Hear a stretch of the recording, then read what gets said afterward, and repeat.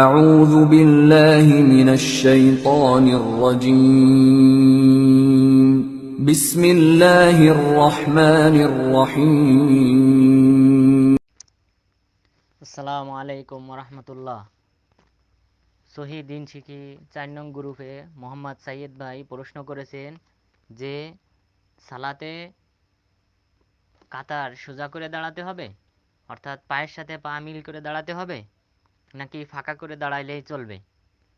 হ্যাঁ, পায়ের সাথে পা মিল করে দাঁড়াতে হবে। পায়ের সাথে পা না মেলানোর ব্যাপারে কোনো হাদিস বর্ণিত হয় নাই। অনেক হাদিস বর্ণিত হয়েছে পায়ের সাথে পা মিল করে দাঁড়ানোর ব্যাপারে।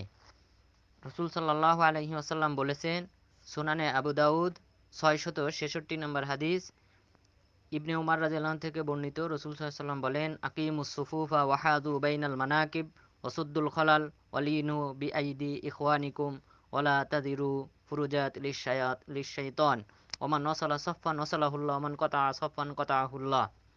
যে তোমরা কাতারকে সোজা করো এবং তোমরা তোমাদের কাঁধকে সোজা করো, ওয়াসুদ্দুল খলাল, এবং তোমাদের মাঝে যে ফাঁকা রয়েছে সেই ফাঁকা বন্ধ করো, এবং তোমরা তোমাদের কাঁধকে নরম রাখো তোমাদের ভাইদের জন্যে, অর্থাৎ শক্ত করে দাঁড়ায়ও না, অন্যকে কষ্ট দিও না।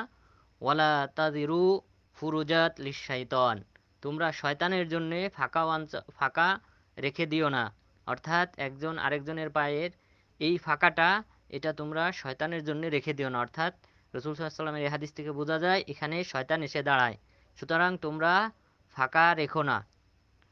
এই হাদিসটি সুনানে আবু দাউদের ৬৬৬ নম্বর হাদিস এবং শায়খ আলবানী রহিমাহুল্লাহ হাদিসটি সহি বলেছেন।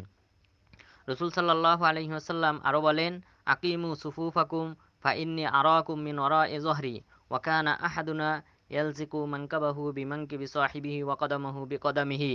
সহিহ বুখারীর ৭২৫ নম্বর হাদিস, আনাস বিন মালিক রাদিয়াল্লাহু আনহু বলেন, রাসূল সাল্লাল্লাহু আলাইহি ওয়াসাল্লাম বলেছেন, তোমরা তোমাদের কাতার সোজা করো, কেননা আমি তোমাদেরকে দেখি পিছনে, অর্থাৎ আমি ইমামতি অবস্থায় থাকলেও আমি তোমাদের সব কিছু দেখতে পাই আমার পিছন থেকে।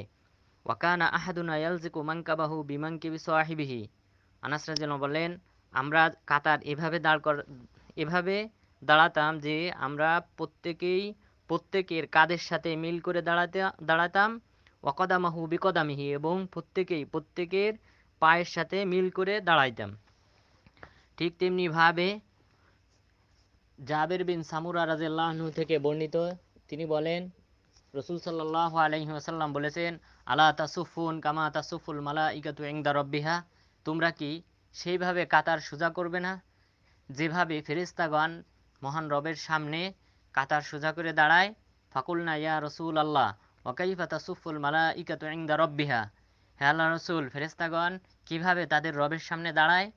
তখন তিনি বললেন, ইউতিম্মুনা সুফুফাল উওয়াল, তারা ফেরেশতাগণ প্রথম দিকের কাতারগুলি প্রথমে পূরণ করেন, এরপর পরের কাতারগুলি পূরণ করেন।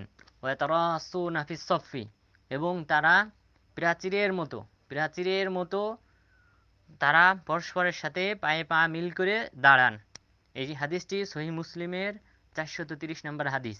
সুতরাং এই হাদিসগুলির আলোকে বোঝা যায় যে সালাতে কাতার পরস্পরের পায়ের সাথে মিল করে দাঁড়াতে হবে, এবং ফেরেশতাগণও এইভাবে তাদের রবের সামনে দাঁড়ান পায়ের সাথে পা মিল করে।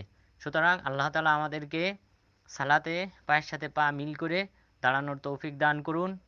আর পায়ের সাথে পা না মেলানোর ব্যাপারে কোনো ধরনের হাদিস বর্ণিত হয় নাই।